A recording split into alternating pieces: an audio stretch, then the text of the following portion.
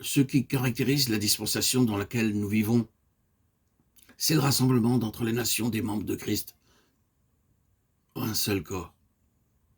C'est ensuite leur formation spirituelle en vue d'une maturité aussi complète que possible. Ce que Dieu veut, ce n'est pas seulement le salut des âmes, ou le groupement des croyants en un corps spirituel. Sa pensée suprême, ce qui lui tient le plus à cœur dans cette économie, c'est notre croissance spirituelle. C'est l'avènement en nous de l'homme fait. Je ne pense pas qu'on puisse contester que ce soit là une de ses préoccupations maîtresses pour son peuple. Le développement complet de l'homme intérieur, la stature parfaite, la maturité.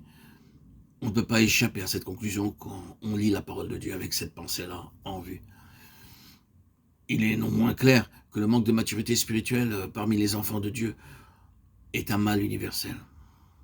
Enfin, on peut affirmer avec la même certitude que le Seigneur, dans les relations qu'il entretient avec les siens, donne à tous ceux qui le désirent l'occasion d'entrer avec lui dans cette vie de maturité et de plénitude.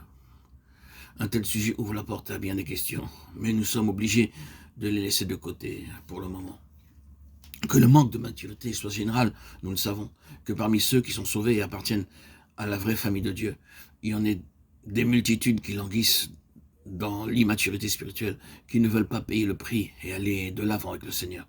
Nous le savons aussi. Et nous serions tentés de dire, comme le disciple d'autrefois, « Et celui-ci, Seigneur, que lui arrivera-t-il » Mais le Seigneur nous répondrait certainement que t'importe. En d'autres termes, tu n'as pas à regarder aux autres et à leur immaturité pour savoir ce que tu dois faire.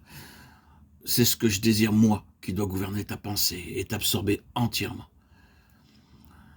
Considérons donc le parfait développement de notre homme intérieur comme étant le vrai dessein de notre Père Céleste. Et nous n'aurons pas de peine à donner un sens à tout ce que Dieu fait, même si nous ne comprenons pas sur le moment à quoi il veut en venir.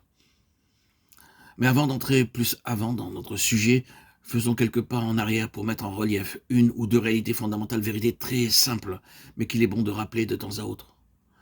N'oublions pas tout d'abord que l'enfant de Dieu, le croyant, est une nouvelle création. Il dispose d'un ensemble de facultés qui sont entièrement nouvelles et qui sont des facultés spirituelles. Le croyant n'est pas un être chez qui s'est opéré un simple changement d'attitude et qui, différent qu'il était, s'est subitement intéressé à toutes sortes d'activités chrétiennes.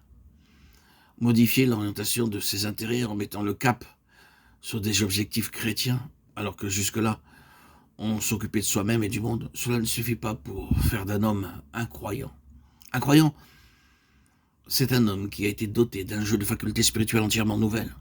Un être proprement spirituel a ainsi vu le jour, qui est d'une autre espèce, d'une autre nature, d'une autre création.